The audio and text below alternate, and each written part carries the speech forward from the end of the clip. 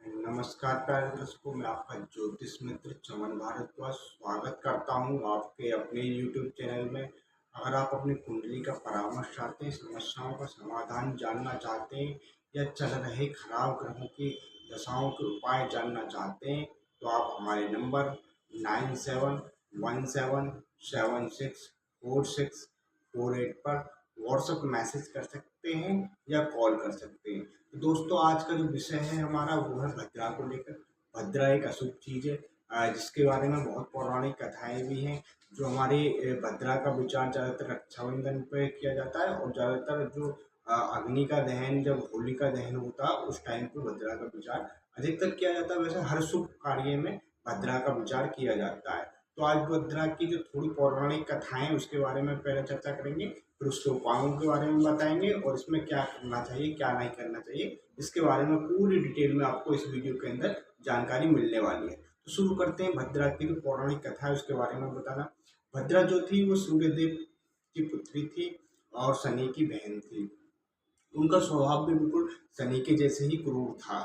तो जन्म लेने के बाद ही वो शुभ कार्यों में, जैसे हवन वगैरह होते हैं, उनमें विघ्न बाधा डालने लगी। तो सूर्यदेव उनसे बहुत परेशान हो गए और वो ब्रह्मा जी के पास गए। ब्रह्मा जी ने इसका निदान बताया कि उसे, अब बात करेंगे भद्रा किस लोक के लिए कैसे कैसे वास करती है। तो भद्रा का जो पृथ्वी लोक पर वास होता है वो चंद्रमा के अकॉर्डिंग देखा जाता है। जब हमारा चंद्रमा 12 राशियों पर गोचर करता हुआ आता है तो भद्रा का विचार उसी के हिसाब से किया जाता है। सबसे पहले बात करेंगे पृथ्वी लोक पर भद्रा कब होती है।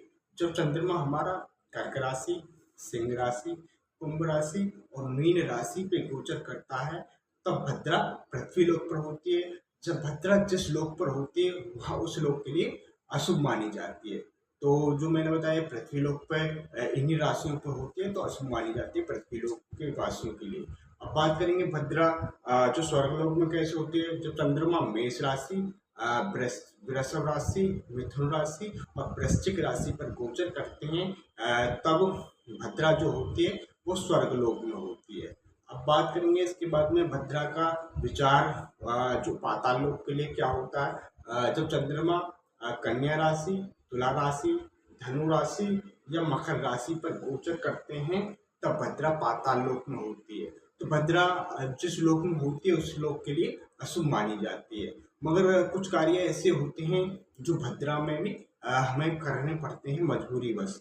जैसे कि कोई भी कार्य ऐसा होता है जिस दिन रक्षाबंधन का त्यौहार होता है, भद्रा लगी हुई होती है, मगर राखी बांधनी होती है, तो उसके बारे में एक परिहार मैं आपको बताऊंगा। जब भद्रा जब से लगेगी, जिस दिन से, जिस टाइम से, जिस घड़ी से भद्रा लगेगा, मान लो जो 5 घटी का उसमें आपको त्याग करना होगा। उसके त्याग करने के बाद में आप जो भी कार्य है वो कर सकते हैं।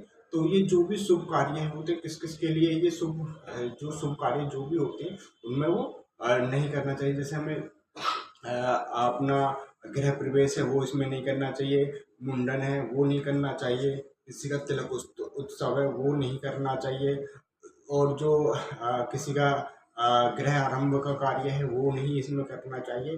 ये सब कार्य जो भी मांगलिक कार्य हैं वो सब इसमें वर्जित बताए गए हैं। और जो परिहार मैंने आपको बताया, अगर वो परिहार आप करेंगे, जो जब भद्रा स्टार्ट हो रही है जब से, बीच में भी 5 घंटे आप त्याग करेंगे उसके बाद में उस कार्य को कर सकते हैं। मैंने आपको ये जानकारी दी, आपको कैसी लगी कमेंट बॉक्स में लिख कर बताएं और जो मेरे चैनल है इसे सब्सक्राइब करें, लाइक करें, शेयर करें।